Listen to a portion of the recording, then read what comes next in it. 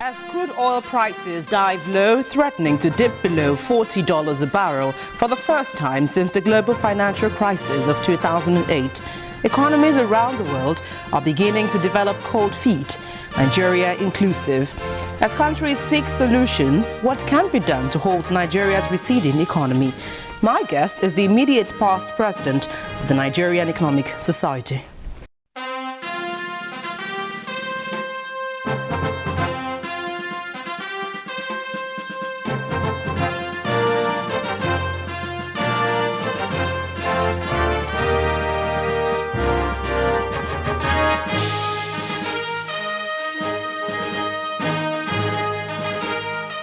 Hello there. Thank you for joining us on the program. This week, I'm Gloria Umezuke. The International Monetary Fund rates Nigeria's economy as the largest in Africa and 21st largest economy in the world in terms of nominal gross domestic product. While the IMF now puts the GDP at over $573,000 as at 2014. However, amidst worries that the economy is sliding following falling oil prices and the volatility of the exchange rates, experts maintain that economic growth is not reflecting on the lives of the people. In our interview this week, we'll look at the true state of the economy. But up ahead, economic experts have given divergent views on the state of the economy following the alarm raised by the Central Bank of Nigeria that the nation may be heading for a recession in 2016. Take a listen.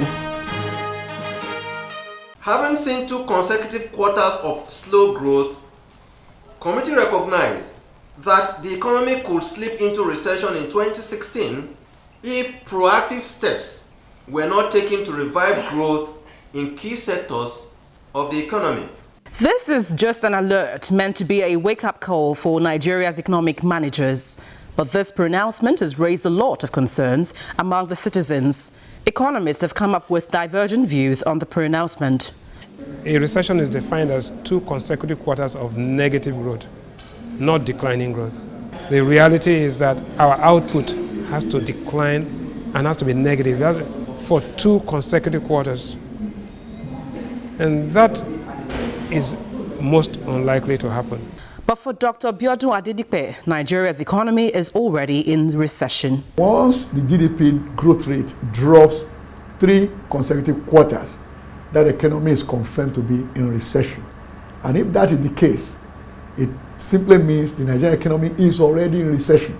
According to data from the National Bureau of Statistics, Nigeria's gross domestic growth rate has dropped from 6.23% in the third quarter of 2014 to 2.35% in the second quarter of 2015. And Dr. Adedipe maintains that the GDP growth rate does not have to be in the negative to get a recess. To argue that until it goes to 0 or negative is when it goes into recession, that is a slump. A slump is like a bust situation. You know, that is, the world has not faced a slump. The only time we face a depression, that's the definition of a slump. A depression was in 1928-29. That is a 1 in 100-year scenario. Over the years, Nigeria's economy has been dependent on oil revenue. But with the recent geopolitical tensions and increase in production of shale gas by the United States, experts believe that the falling oil prices may not be heading upwards anytime soon. The oil market may be in the state of doldrum for quite a while. And any country that is dependent on oil will may have to re-strategize how that country, like Nigeria, will meet its revenue needs. An encouraging local production informed the decision by the Central Bank of Nigeria to delist about 41 items from the import bills.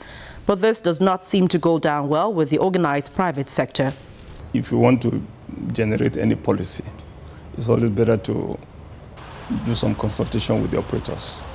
And in this case, there's a very strong body called Manufacturers Association of Nigeria, whose input definitely will always be very helpful. Capacity utilization in the rail sector has continued to hover around 45%.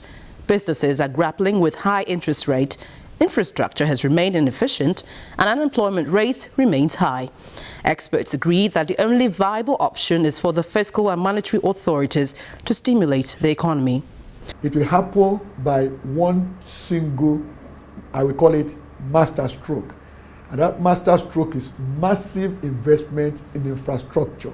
And so, whether or not Nigeria has gone into recession, the key thing is that a note of caution has been raised. Experts say driving the economic growth should be a major priority.